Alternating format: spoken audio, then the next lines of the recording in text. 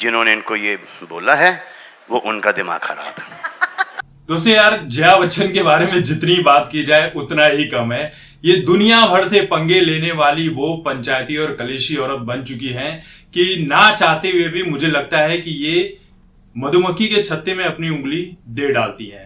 Paparazzi से लड़ती थी, मीडिया वालों से लड़ती थी, पॉलिटिशियन से लड़ती थी, अब ये अपनी ही इंडस्ट्री के लोगों से लड़ रही हैं और सलमान खान से इनकी डायरेक्ट मुठभेड़ हो गई है।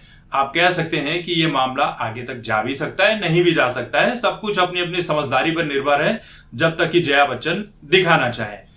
तो कहानी यह है कि सलीम जावेद की डॉक्यूमेंट्री का ट्रेलर आया। ट्रेलर लॉन्च के मौके पर पहुंचे हुए थे सलमान खान पहुंचे हुए थे, साथ में वो दोनों ही परिवार वहां पर पहुंचे हुए थे।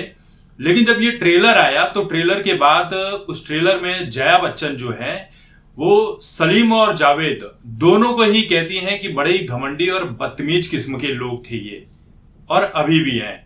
अब ये बात जैसे ही वहां पहुंची ट्रेलर लॉन्च में, तो ट्रेलर देखने के बाद मीडिया वालों ने पूछा कि आपके पिता के बारे में जया बच्चन ने ऐसी ऐसी बातें कही है कि वो घमंडी और बदतमीज है, जिस पर सलमान खान ने कह दिया कि जो लोग कह रहे हैं वो खुद ही उस तरह के हैं, मुझे इसमें ज्यादा बोलने की जरूरत नहीं है। वो लोग ऐसा इसलिए बोल रहे हैं क्योंकि सलीम जावेद का जो कारनामा था उस दौर में वो सबसे बड़ा था।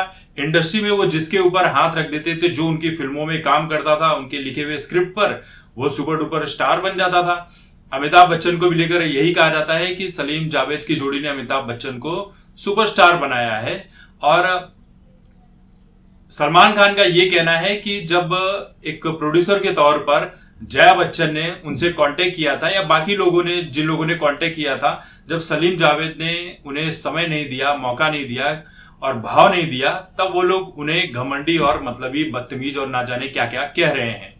तो आप समझ सकते हैं कि जया बच्चन के अंदर आग बहुत भरी पड़ी है। ये आग कहीं भी फूट पड़ती है और इसकी शिकार भी ये खुद ही बनती है।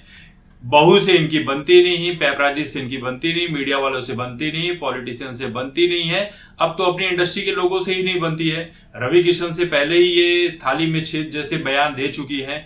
मतलब यार, न्यूज ढूंढने की जरूरत नहीं पड़ती, आप बैठे रहो, जया बच्चन आपको न्यूज ऐसे ही देकर चली जाएंगी। इतना कलेश इनके जीवन में है, कैसे झेल रहा है भैया ये अमिताभ बच्चन, किस तरह से झेल रहे हैं भगवान ही जाने, ऊपर वाला ही उनका मालिक है। कि आप समझ सकते हैं, बहुत से लोग कह रहे हैं कि अमिताभ बच्चन तो कठपुतली बनकर रह गए हैं। उनकी हाइट भले ही 6 फीट के ऊपर हो, लेकिन ये 4 फुट वाली जो उनकी बीवी है, कुछ लोग तो ये भी कह रहे हैं कि नटगुल्ली बीवी जो है, इन्होंने इनकी जिंदगी में तमाम जितने कलेश हैं ये खरीद कर रखे हुए हैं, समय समय पर निकाल रही हैं और अमिताभ बच्चन को कहीं का मुंह दिखाने लायक छोड़ नहीं रही है। इनकी जिंदगी में रेखा होती तो इनकी जिंदगी की बात ही कुछ होती। मतलब अब सीधे सीधे तौर पर ये सलमान खान से भिड़ चुकी है, और सलमान खान ने उल्टे ही कह दिया कि जो बदतमीज कह रहे हैं वो खुद ही वैसे हैं। यानी सलमान खान डायरेक्ट तो बदतमीज कह नहीं सकते, इसलिए कह रहे हैं कि जो लोग खुद ही कह रहे हैं वो ऐसे इस तरह के लोग हैं। आप सीधे और सरल शब्दों में हम कहें तो सलमान खान ने भी एक तरह से इनको बदतमीज औरत ही कह दिया है।